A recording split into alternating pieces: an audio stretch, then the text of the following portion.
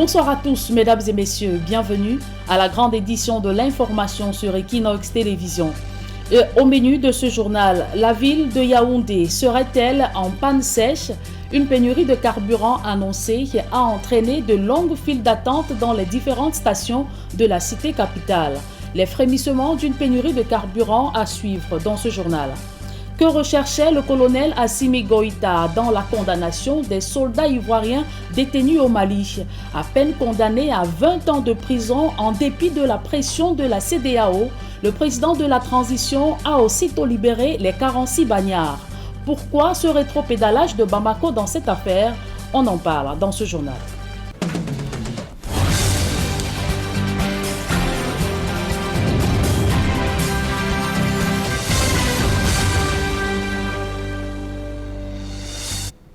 Une fois de plus, bonsoir à tous, mesdames et messieurs. Merci de nous recevoir chez vous. Nous vous le disions en titre, la ville de Yaoundé a connu une pénurie de carburant dans quelques stations-service ce lundi. La hantise de l'assèchement des pompes de l'année dernière a conduit les conducteurs de véhicules à prendre d'assaut des points de vente, créant ainsi de longues files d'attente. Le constat a été fait par nos reporters Joël Essengue et Ben Christy Moudou.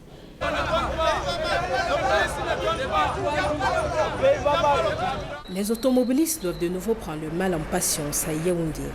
Devant cette station-service au quartier Mana dans l'arrondissement de Yaoundé 1er, la file d'attente s'allonge au fil des heures. Depuis 8 heures, on dit qu'il n'y a pas le carburant et on attend.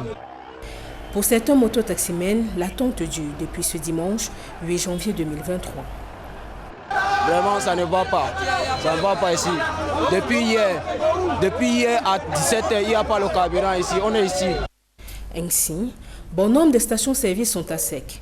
Les files d'attente sont par conséquent observées dans de nombreux lieux d'approvisionnement de la capitale.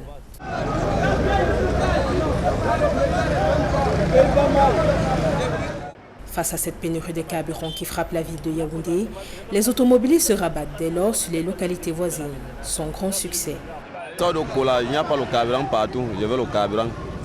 Après un jour de pénurie, les conducteurs d'engins à 2 roues ressentent déjà l'impact de la rareté du carburant sur leurs affaires.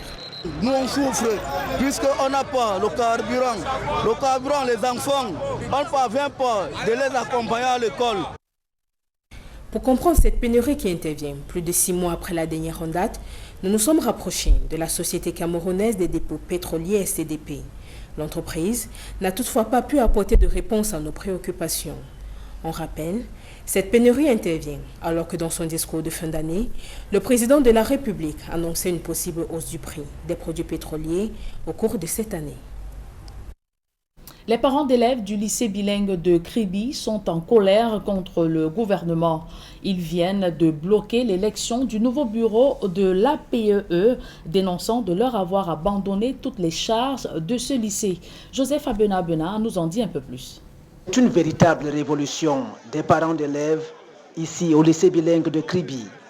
La convocation de ce jour prévoit l'élection d'un nouveau bureau de l'APE sous la coordination du sous-préfet de Kribi 2e qui propose à l'Assemblée générale de surseoir le bilan du bureau sortant pour gagner en temps. Une véritable pilule amère que refusent d'avaler les parents d'élèves. L'Assemblée générale n'a pas donné d'issue parce que les délégués ont estimé qu'il n'y a pas assez d'éléments pour passer à une élection. D'abord de 1, vous avez constaté que c'était une assemblée sans ordre du jour. Et puis directement, nous devions passer à l'élection du nouveau bureau sans que le bilan de l'ancien bureau ne soit présenté. Alors comment se fait-il que le nouveau bureau vienne prendre les choses en cours sans maîtriser les tenants et les aboutissants de l'ancienne gestion? C'était pratiquement impossible. On a trouvé ça un peu difficile à comprendre, ça relevait de la chimie. Ça va même au-delà de la compréhension, ça c'est de la métaphysique en fait. Au-delà d'exiger le bilan de l'ancien bureau aux affaires depuis plus de 5 ans, les parents d'élèves s'indignent de l'abandon des établissements scolaires par l'État entre les mains des pauvres parents. Que l'État a quelle quote-part dedans? Moi, le parent, j'ai quelle quote-part parce que l'État c'est avant nous-mêmes. Mais quand on dit l'État a les un tiers et nos parents d'élèves va verser les 2 tiers, cela nous entraîne à comprendre autre chose, qu'il y a les extraterrestres qui vivent autour de nous. Ici, au lycée bilingue de Kribi, en dehors de quelques fonctionnaires qui y travaillent, tout le fonctionnement de l'établissement, y compris l'extension en salle de classe, repose entièrement entre les mains des parents d'élèves. J'étais au lycée de Dombé, qui compte actuellement 25 à 26 salles, dont 4 seulement construites par l'État. 4, c'est l'association des parents d'élèves qui tient les écoles maintenant. Le gouvernement, notre gouvernement, n'a pas assez de moyens ou bien pour payer le déficit en enseignants.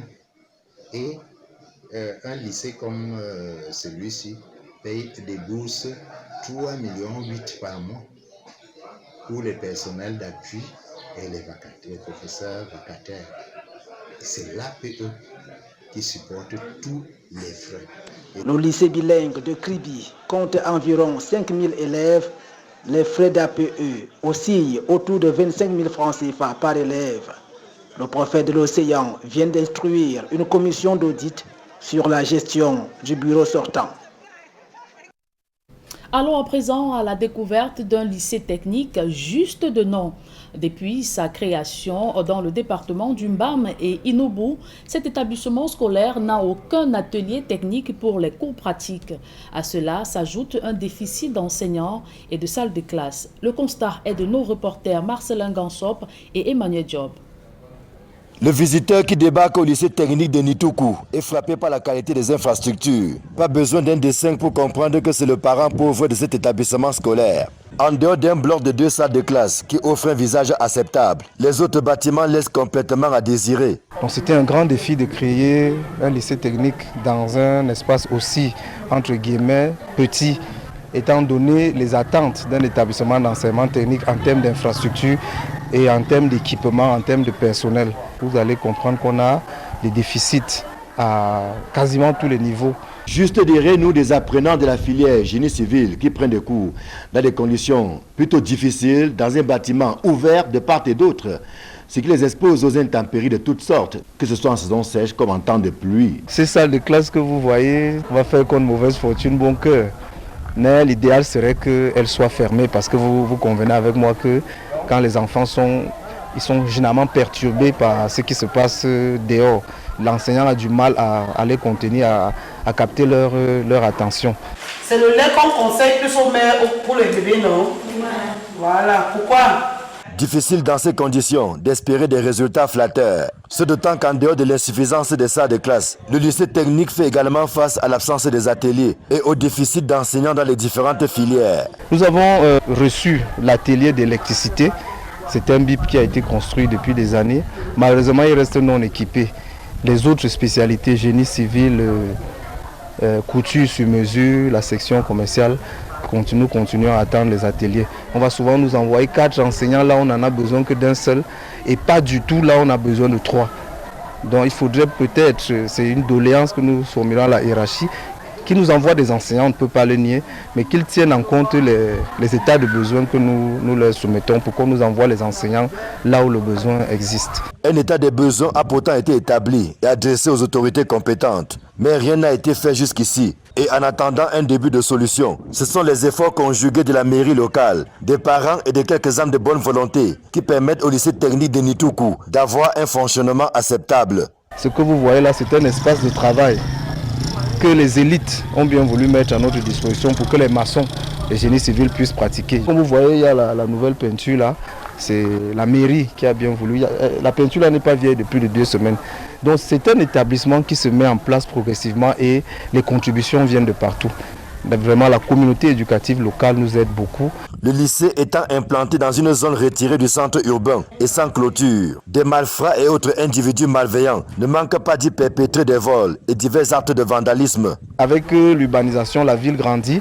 Nous avons souvent été victimes de coups de vol, effectivement. Le site étant un peu retiré du centre-ville, nous avons, avec les moyens que nous avons, un vigile de nuit. Mais généralement en journée, nous pensons avec les forces de sécurité que c'est en journée que les délinquants opèrent pour nous dépouiller du petit matériel que nous avons. Malgré ces difficultés, le staff administratif et le corps enseignant se tuent à la tâche, non sans démotivation pour les vacataires, dont les rémunérations tombent en compte-gouttes, au fur et à mesure que les parents d'élèves s'acquittent difficilement des frais d'APE. Intéressons-nous à présent à la déclaration du chef de l'État, Paul Biya, sur la poursuite de la lutte contre la corruption et les détournements de deniers publics au Cameroun. Dans le reportage qui va suivre, vous verrez comment les acteurs de la classe politique apprécient diversement ce discours du chef de l'État le 31 décembre dernier. D'autres précisions dans ce reportage de Achille Kamga et Jérès Yopa. Le président de la République, en réitérant dans son discours à la nation le 31 décembre 2022, le fait de renforcer la gouvernance dans la gestion des affaires publiques, fait dire aux hommes politiques et autres observateurs avertis qu'on est probablement là dans la relance de l'opération Épervier. Ça peut aussi signifier que cette opération Épervier va connaître une inflexion dans le cadre de son organisation. Donc peut-être qu'il va y avoir un renforcement des institutions qui doivent lutter contre les atteintes à la fortune publique. Pour d'autres, il n'est point besoin d'attendre un discours du chef de l'État pour lutter contre la prévarication de la fortune publique, car des structures existent pour le faire. Et il n'est pas question d'attendre normalement que le président de la République s'exprime pour que les institutions de la République puissent nous permettre de mettre hors d'état de nuire les prévaricateurs de la fortune publique. Nous avons des structures comme la NIF, nous avons des structures comme la CONAC, nous avons les structures comme le contrôle supérieur de l'État et même la chambre des comptes, etc. Normalement, ces structures, le problème au Cameroun, c'est que ces structures ont été émasculées. Ils n'arrivent pas véritablement à faire le travail qu'ils devraient faire ou qu'ils font ou que ces structures font ailleurs. Le président de la République, en indiquant que tous ceux qui s'enrichissent illicitement, à quelque niveau que ce soit, vont rendre compte, implique que tous les citoyens sont concernés et non pas seulement les hauts commis de l'État, comme le ferait croire cette précision. Lorsque le chef de l'État dit « quel que soit leur rang », ça ne concerne pas simplement les fonctionnaires et les hauts fonctionnaires, ça concerne tous les Camerounais, parce que les atteintes à la fortune publique ne sont pas simplement le fait des Camerounais, elles sont souvent le fait d'un certain nombre d'hommes d'affaires et d'entrepreneurs qui, dans le cadre des marchés publics, s'enrichissent illicitement. Nous sommes dans un pays où on a pratiquement tout un gouvernement en prison, donc ce n'est pas nouveau. Mais est-ce que cela a fondamentalement changé les habitudes et les attitudes dans ce pays? On a l'impression que plus on met ces hauts gradés, ces hautes personnalités en prison, plus la situation ne fait que s'empirer. Donc ce ne sont pas forcément ces hautes personnalités qui sont le problème, mais les détournements de fonds publics sont faits à divers niveaux de l'administration publique. Au-delà du discours, les citoyens attendent désormais que les institutions dédiées passent à la vitesse supérieure et transforment les paroles du chef de l'État en actions concrètes. Présentation des vœux au chef de l'État, Paul Biya, à fortune diverses pour les pontes du régime. Certains ont même été mis en lumière et d'autres ont été mis sous les éteignoirs. Arrêt sur quelques figures du sérail lors de cette cérémonie des vœux de nouvel an au chef de l'État, Paul Biya, dans ce reportage de Joël Essengue et Guizogo. Sous les ors du Palais de l'Unité, la cérémonie des vœux au président de la République, Paul Biya, est une scène au sens politique du terme qui donne à voir toute l'expression de la formule d'Honoré de Balzac, splendeur et misère des courtisans. À l'évidence, la solennité de l'événement offre à chacun d'espérer tirer profit, d'être ainsi sous le feu de la rampe, même si, en fin de compte, le dernier mot revient à Paul Biya, lequel, dans ses paroles, peut être sentencieux. C'est 6 janvier 2023, cette Smala y est donc allé au devant de Paul Biya. Surprise, malmenée par les commentaires du sérail, comme quoi, étant sous le coup d'une procédure au tribunal criminel spécial, Ferdinand Ngongo s'est retrouvé longuement sous la lumière avec le chef de l'État. De quoi lui permettre de faire taire ses détracteurs au sujet de la confiance que d'aucuns disent émousser entre lui et Paul Biya. Ce qui n'a pas empêché de moquer sa posture obséquieuse face au chef de l'État dans une autre séquence. L'essentiel était sans doute ailleurs, l'idée qu'il chuchote à l'oreille de Paul Biya étant passée. D'autres, comme Roger Mila, portaient moins de poids sur leurs épaules, bien qu'impliqués dans les affaires du football. À ce sujet, des oreilles fines ont pu capter le mécontentement de Paul Biya à ce propos. Quant à Joseph Betty Assomo, il a pu se montrer à son avantage, tant le front sécuritaire, sans être complètement apaisé, n'en offre pas moins des résultats pas toujours mitigés. Enfin, il y en avait sur une corde pas loin d'être raide, tant leur actualité est tumultueuse. C'est le cas de Louis-Paul Mortazé, avec l'affaire des lignes 65 et 94, ou encore Malachi Manaouda, qui n'avait pas revu Paul Biya depuis la survenue de l'affaire de la gestion des fonds Covid-19. En somme, la cour et les courtisans n'ont pas manqué de donner un spectacle où l'ombre et la lumière se partagent la scène au même moment. Avec le président du Sénat dans une Parlons ambiance... santé à présent. Résurgence de la Covid-19 en Chine. Plusieurs pays imposent de nouvelles mesures drastiques aux voyageurs venant de l'Empire du Milieu. Cependant, au Cameroun, pour contenir la flambée de contamination, les autorités sanitaires conservent le vieux protocole de riposte contre la pandémie. Kemazu Matida et Nadine Yambo. Les dernières mesures en date contre la pandémie de coronavirus au Cameroun remontent au 28 décembre 2022. Le ministre de la Santé publique, dans un communiqué, interpellait ses collaborateurs à une plus grande vigilance face à la nouvelle vague de contamination sans précédent en Chine. Comme première disposition préventive, Manaouda Malachi prescrit un dépistage systématique de tous les patients se présentant dans les formations sanitaires à travers le pays. Le renforcement de la vaccination, de même que l'intensification des campagnes de sensibilisation sur les gestes barrières.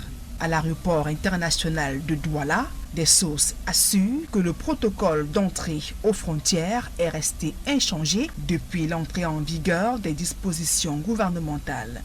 Une fois sur le sol camerounais, tous les passagers confondus venant des pays étrangers doivent présenter un test PCR négatif de moins de 48 heures. Ils sont soumis par la suite à un nouveau test PCR obligatoire. Et le schéma vaccinal reste lui aussi inchangé. Ailleurs, sur le continent africain, l'approche est plutôt drastique. Si le Ghana impose un dépistage et une quarantaine, le Maroc, pour sa part, interdit simplement et purement l'entrée sur son territoire de tous les voyageurs en provenance de l'Empire du Milieu, peu importe la nationalité. La décision restera en vigueur jusqu'à nouvel ordre. Ce sont une douzaine de pays au sein de l'Union européenne et des États-Unis à avoir décidé d'imposer des restrictions aux voyageurs venus de la Chine. Pékin condamne cette décision et n'exclut pas des contre-mesures en signe de représailles. Après la levée de la politique zéro Covid en Chine, l'épidémie a repris brutalement. Un rapport officiel fait état de 11 000 morts par jour, alors que les hôpitaux sont débordés par un nombre important de malades. Dans l'escale internationale, prenons cette nouvelle qui nous parvient à l'instant. Remaniement ministériel en cours au Gabon. Le chef de l'État, Ali Bongo Ondimba, a nommé Alain-Claude Bilé-Bizier au poste de Premier ministre. Le nouveau chef du gouvernement a occupé plusieurs portefeuilles ministériels depuis 2006. Il était, avant sa nomination, vice-premier ministre et ministre de l'Énergie et des Ressources hydrauliques.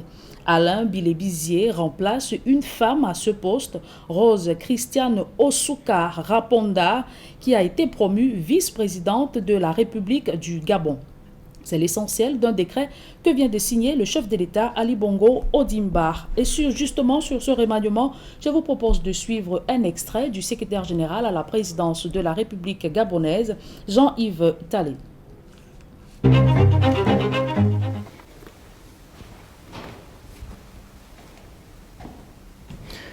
Par décret du président de la République en date de ce jour, est nommé Premier ministre, chef du gouvernement, M. Alain-Claude Bilé-Bizier.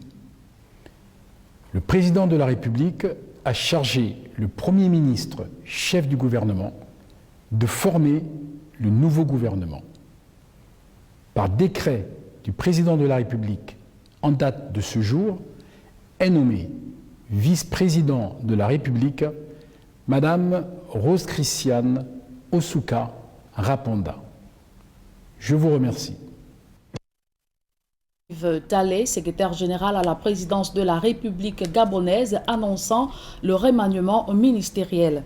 Aussitôt condamné à 20 ans de prison, aussitôt libéré par les autorités maliennes. Les 46 soldats ivoiriens sont retournés dans leur pays après plusieurs échecs de médiation de la CEDEAO. Et pourquoi ce rétropédalage du colonel Assimi Goïta? Élément de réponse dans ce reportage que signe Christine Babanda. C'est le dénouement heureux d'un interminable bras de fer politico-diplomatique entre le Mali et la Côte d'Ivoire.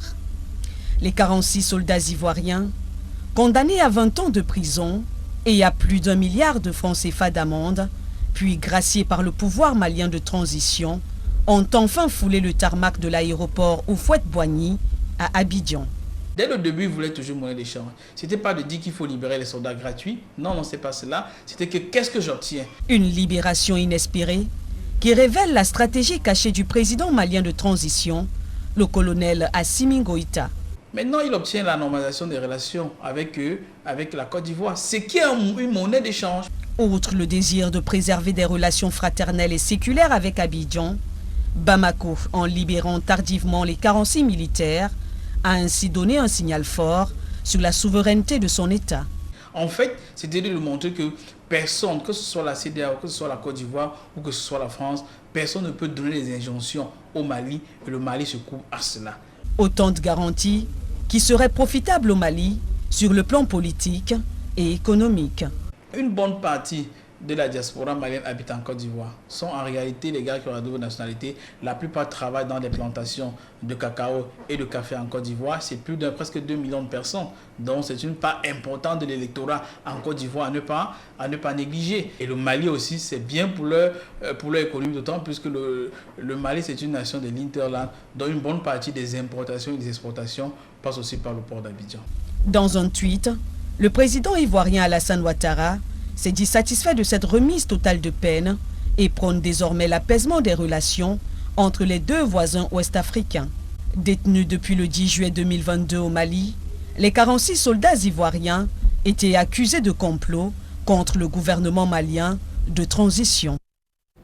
Dans la page sport de ce journal, disparition brutale de l'ancien international camerounais Modeste Mbami, ses coéquipiers et amis gardent l'image d'un homme qui a toujours été au secours, qui a toujours été au service des autres partout où il est passé. La synthèse des réactions en hommage à Modeste Mbami dans ce reportage de Gladys Sidi.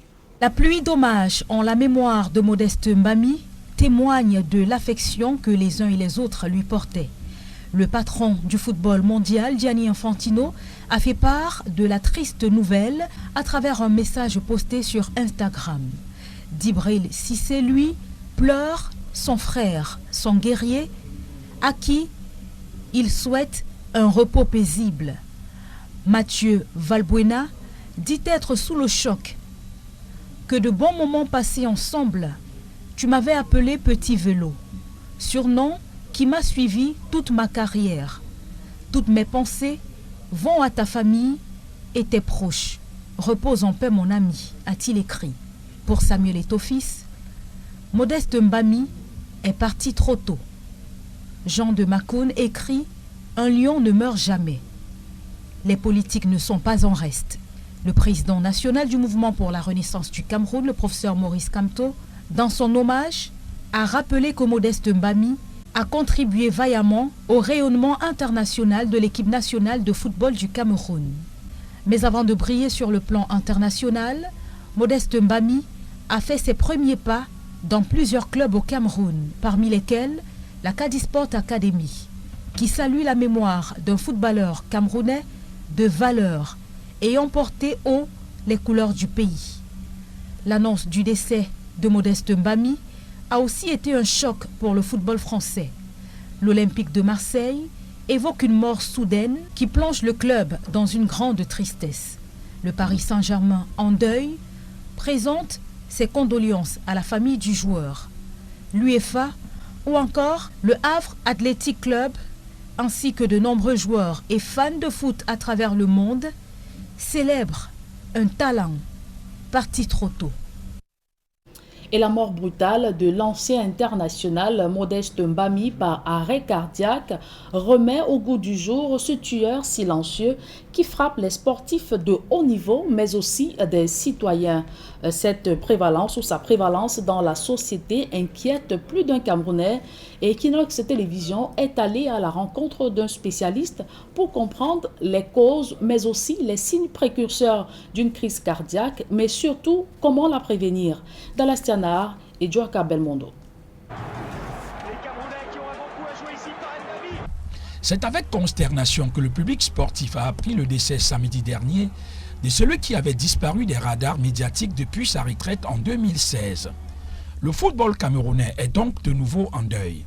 Modeste Mbami, encore appelé la Penta, l'un des brillants footballeurs camerounais de la fin des années 90, s'est éteint au Havre, en France, à 40 ans des suites d'un arrêt cardiaque.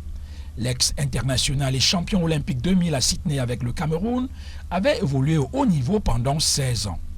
À la suite de ce énième décès des suites d'arrêt cardiaque, l'on est en droit de s'interroger sur ces phénomènes qui touchent de plus en plus des sportifs de haut niveau pendant ou après leur carrière. Donc, nous parlions du cas Modeste Mbami. Beaucoup de gens sont au courant de ce qui s'est passé.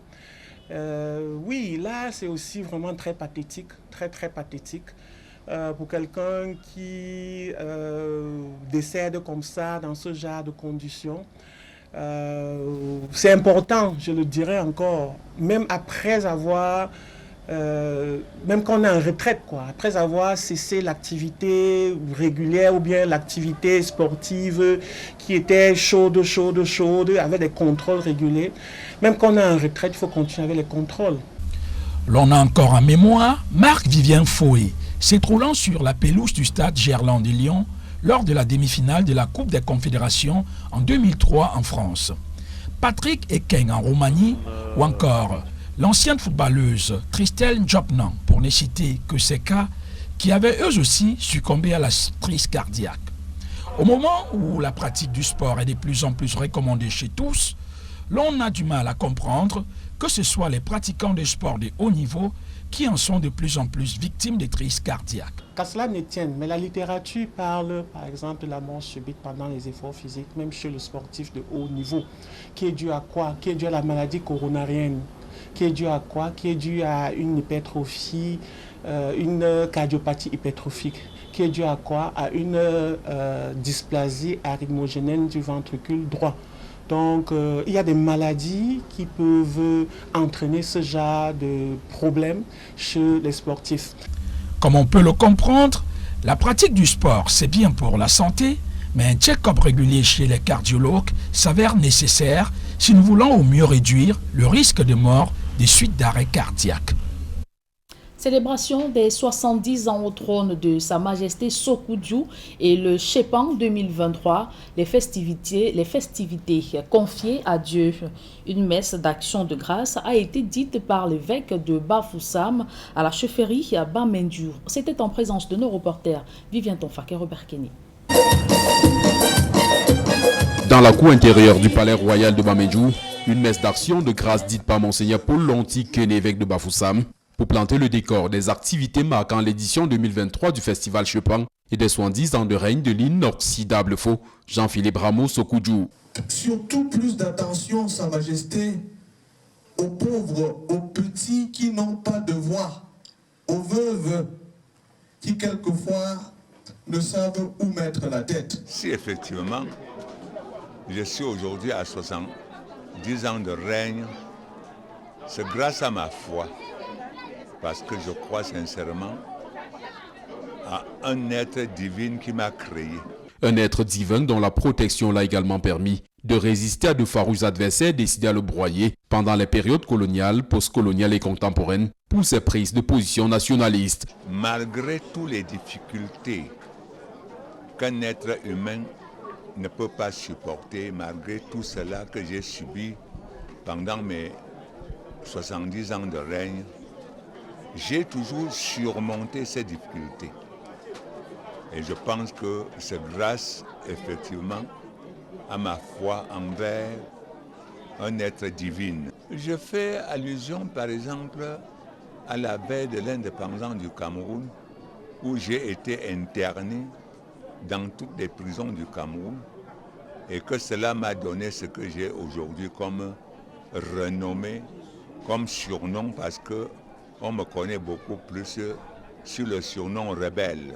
Après la messe d'action de grâce, d'autres activités sont prévues avant la grande parade culturelle qui aura lieu samedi 14 janvier prochain. La séance s'ouvrira par la danse des magnes.